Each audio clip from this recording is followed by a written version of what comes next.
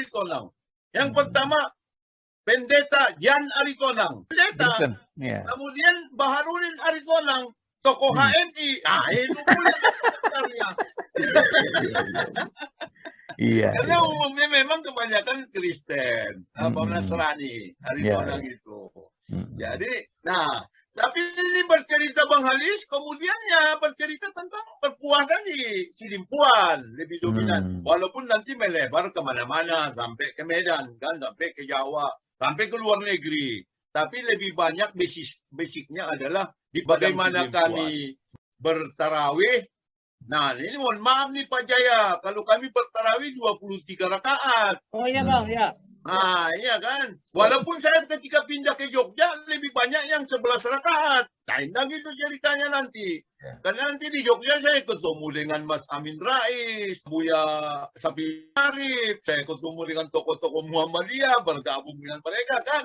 Itu berkembang lagi. Tapi saya basicnya di Sidimpuan itu adalah 23 rakaat Bang Halis. Jadi kami mulai nanti misalnya jam habis Isya, kemudian tarwih, kemudian sampai jam 9. Lanjutkan dengan tadarus di masjid desa itu. Walaupun tadarusnya nanti lebih banyak awak tidur kan, masih kecil kan.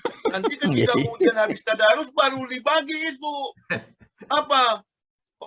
kolak sumbangan orang kan. Baru awak bangun kan. Duduklah awak baru dapat bagian kan. Jadi sama kita Din, aku disebutkan juga 23 rakaat, tapi yang ku ikut paling 5, 6. Aku udah keluar kan. Jadi persoalan rakaat itu kita insert sedikit ya, rakaat dalam tarawih itu sebenarnya sampai orang mencari jalan ya. Ya, itu diterapkan di Masjid Raya Baitur Rahman di Aceh ya. Jadi caranya sholat dulu. Sholat begitu yang sampai 8, witir 3, kemudian setelah itu stop, kemudian pindah sab. Lanjut Bang. Jadi imamnya langsung ganti, lanjut. Jadi sampai di jadi nggak ada pertentangan lagi. Iya memang, ketika orang Nabi sendiri juga seperti itu kan sebenarnya, bahkan sampai 40 lebih. Dia lanjut ke rumah. Itu kan persoalan. Lah Pak Jaya kok jadi hilang? Jangan-jangan gara-gara rakaat. Enggak, tetap ada. Kok bisa hilang? Kemudiannya sampai tadarus, walaupun pada bagian lain nanti awak Pak Isari kabur juga, awak pergi meriam bambu kan. Ya pokoknya ya variasinya banyak banget. Nanti kami pergi, sebelum itu pergi. Saya ingat sekali ketika kami menggotong 3 km lebih jalan kaki Bang Halis, tahun 59 orang-orang tua duduk di luar mendengarkan pidato. Malam hari saya tanya bapak saya, ada apa? Dekret presiden kembali ke Undang-Undang Dasar 45. Berarti saya 7 tahun Bang Halis itu. Kalau 59 kan saya 52, 7 tahun. Tadi mau mencari bulian bambu itu 3 km digotong 3 orang, kemudian nanti gantian. Nah, lewat kami di tengah kampung. Ceritanya itu sampai seperti itu ceritanya. Jadi ada yang menganggap novel, tapi memang lebih cenderung ini sebenarnya non fiksi kan, cerita nyata. Nah, nanti pada bagian lain lagi nanti kami pasang meriam bambu di sana. Atau ketika zaman saya misalnya mau maghrib nanti berbuka, lari ke masjid, beradu naik ke atas untuk memukul kentongan kan begitu. Jadi untuk berbuka, pang begitu, ajan gantian. Jadi awak kalau ajan jagonya juga Bang Halis, jangan dianggap juga tidak. Wah, pokoknya lengkap sudah. Nah, baru kemudian nanti maghrib. Nah, kemudian ya dilanjutkan dengan isya tarwih. Walaupun di sela-selanya itu, karena di depan masjid kampung kami itu ada sungai, dulu kan masih bersih, jernih. Belum ada pencemaran nih, Pak Jaya pasti senang mendengar cerita ini. Nanti sebelum awak sholat tarwih, pasang dulu pancing. Apa namanya. Sampai pagi-pagi nanti dilihat ada ikan lele, ada pula ikan ikan limbat Bang, mana ada lele Bang, limbat. Ya limbat, tapi ada jenis tikalang Pak Jaya. ada Ya. lele, ada Enggak. tikalang. Kalau Ya, lele ya. peliharaan bang, kalau limbat baru sungai. Ya, di buku ini dijelaskan itu apa bedanya limbat dengan Lele. lele atau tikalang di situ. Apa bahasa Latinnya ikan haruan atau ikan gabus. Di buku ini lengkap. Ya, ya. Makanya Dulu, memang kalian agak mancing limbat itu jadi dipancing. Kalau kami dikepung. Ya. Jadi Ya, pada ditaruh bagian- tanah gitu. Kemudian airnya dikeluarkan, nanti dia menggelepar Ya. air. itu mengeringkan kan? Nah, ya. Ya, zaman saya belum ada putas, belum ada listrik. Ya, orang nyari ikan betul-betul alamiah seperti itu. Kalau Pak Isari itu bisa banyak dapat kan. Kalau ini awak kan hanya untuk menyenang-nyenangkan hati aja. Masih bahkan ada Pak Jaya di depan masjid kami itu tali air yang berujung ke kincir air. Ya. Ya, Jadi untuk kalau lesung. ikan itu yang makan bangkai itu ikan apa itu namanya? Limbat. itu ikan lele. Ikan lele Limbat, itu Bang. makan bangkai. Limbat. Karena gini Limbat, bang, rumahku di Medan itu di Sungai Mati. Abang tahu ada kuburan Mandailing di situ. Ya. Ya. Nah, aku pas lah di depan kuburan Mandailing itu rumahku. Jadi rupanya itu kan di sebelahnya itu kan sungai bang.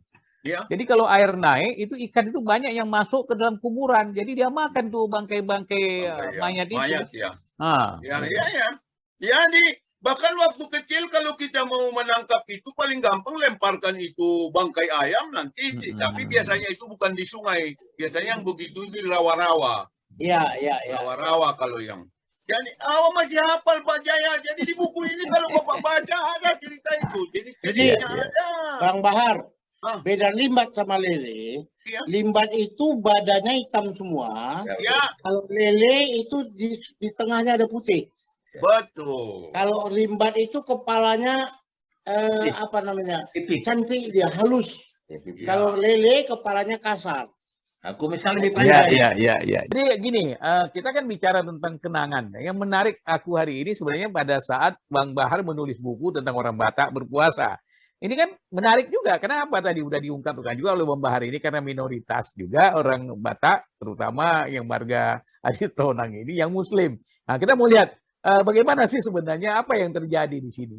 Ya mungkin bisa ke sana Bang ya, langsung ke sana. Oh coba. iya, tapi kan ini rangkaian ceritanya nanti di ujung itu Pak Idrus. Oh. Karena nanti baru kelihatan nanti di masa Lebaran. Baru bercerita kalau orang Batak ini bagaimanapun banyak keluarganya Nasrani, nanti dia kemudian kalau Natal tahun baru dia mengucapkan. Makanya susah saya untuk menjawab orang ketika sekarang dikomplain, lo kok haram hukumnya mengucapkan Natal, kok mengucapin Natal kata. Awal dari kecil sudah mengucapkan itu bagaimana? Nanti kalau hari raya mereka datang, nanti kita siapkan limun, makan kue-kue. Jadi walaupun kita kalau mereka Natal atau tahun baru nggak ke gereja kita, paling-paling ke rumahnya mengucapin kan begitu.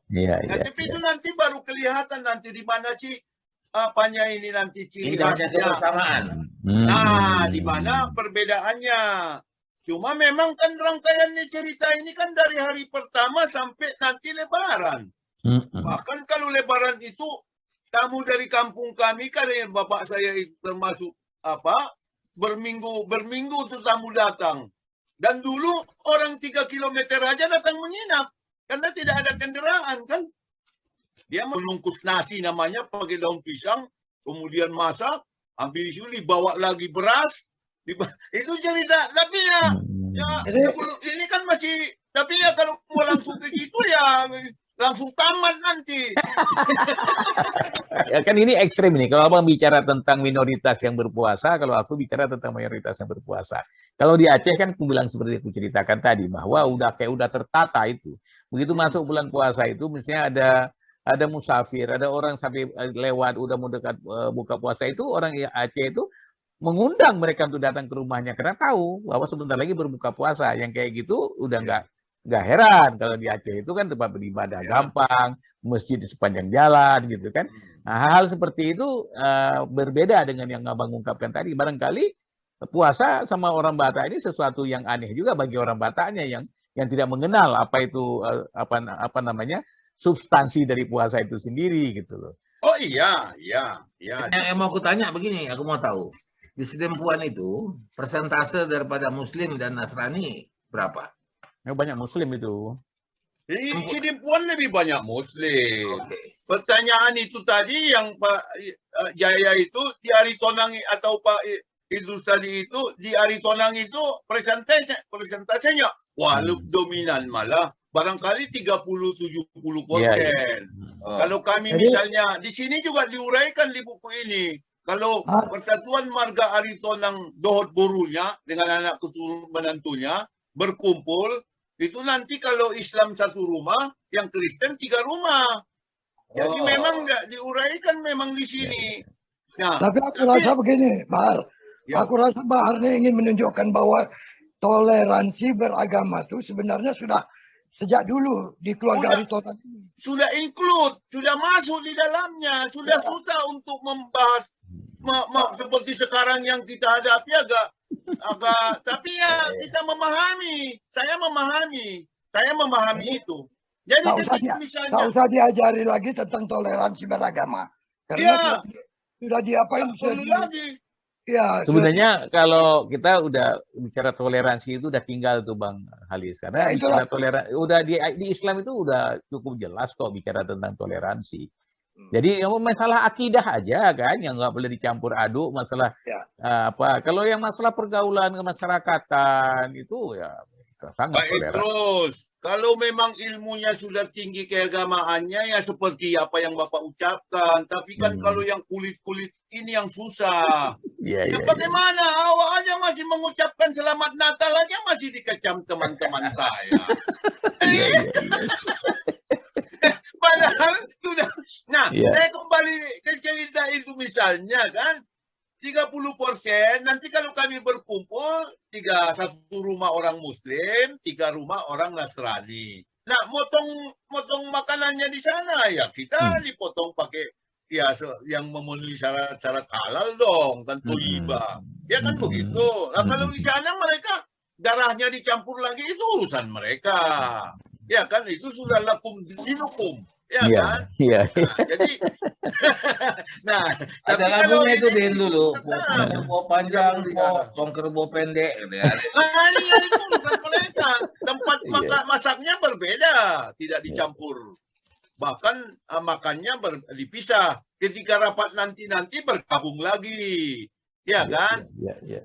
Jadi memang ya barangkali itu. Tapi jauh lebih daripada itu yang seperti saya jelaskan tadi. Ketika misalnya keanekaragaman hayati, lingkungan, tata cara, kemudian kita bersahur, kemudian tarwih, tadarus, dan kemudian nanti ketika kemudian berbuka. Tadi saya belum berbuka, belum cerita berbuka. Cerita lagi. Nanti sore kita berbuka.